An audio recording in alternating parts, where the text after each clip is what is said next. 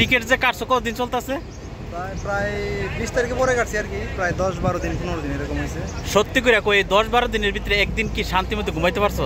একদিনও ঘুমাইতে পারছি না। দেখছেন, না ঘুম না খাওয়া দাওয়া কোনো কিছু নাই, সব কিছু নষ্ট হয়ে গেছে।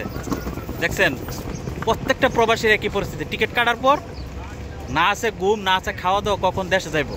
এখন তো ছুটিতে দেশে যাইতেছো? ছুটিতে যাইতেছি। বিয়া করছো তো? না বিয়া কর নাই, এখন করবা?